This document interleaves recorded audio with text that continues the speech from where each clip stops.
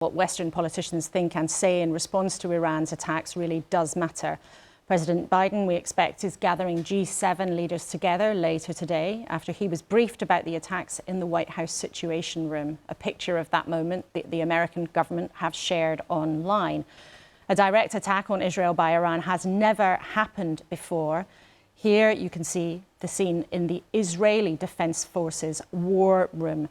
Now, I believe we can now join down the line the Jerusalem government spokesman, Avi Hyman. I hope you can hear us, Mr. Hyman. Thank you for being with us this morning. What is Israel proposing to do now after Iran's attacks? Laura, Israel's woken up to a bittersweet morning.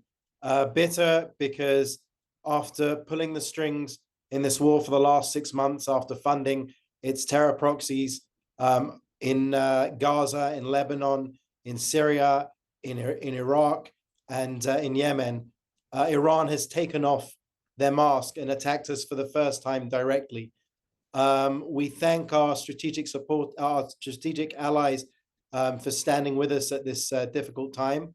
And we're glad that we were able, it is sweet morning, because we're glad that it didn't end much, much worse.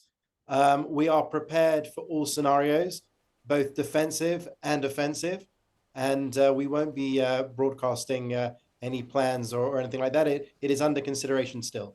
So the Iranians say that their attack was in retaliation to Israel's attack on their embassy in Syria. Will you admit or explain Israel's role in that? Well, firstly, I'm not going to speak directly to that strike. What I can tell you definitively is that attack occurred in a place that was not an embassy, that was not a consulate, that was not any kind of diplomatic mission. It was an Al-Quds force military position.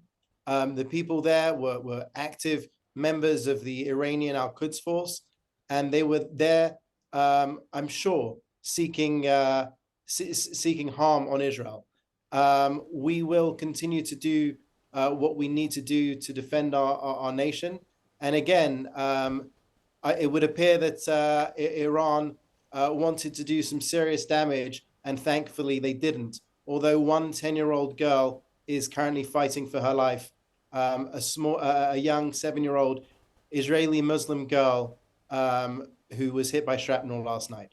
You say your response to Iran is still under consideration, and I know that you've made it clear you're not going to tell us exactly what Israel might plan. But will you heed the call we've heard in this studio this morning and from the White House last night, a call for restraint, a call for de-escalation? Laura, we didn't start this war. We didn't want this war. This is Iranian aggression that we have seen for decades. Iran funding their proxies to attack us. And now, again, they have taken off the mask. There was a time in recent history, in living memory, where Jews could not defend ourselves, where we were defenseless. That is no longer the situation. And again, we are able and willing to defend ourselves, to act defensively and offensively, and we stand shoulder to shoulder with our allies at this difficult time. So the finger should be pointed to Tehran, who started this war, who turned up the volume last night, and we have always sought peace and security for our people in the region, while they have always attempted to engulf the region in war. They say that we are the small Satan in their mind, and that the West is the great Satan. So we again thank our allies for their support, and we will stand steadfast. Avi Hyman, thank you so much for joining us this morning from Israel. Thank you for your time.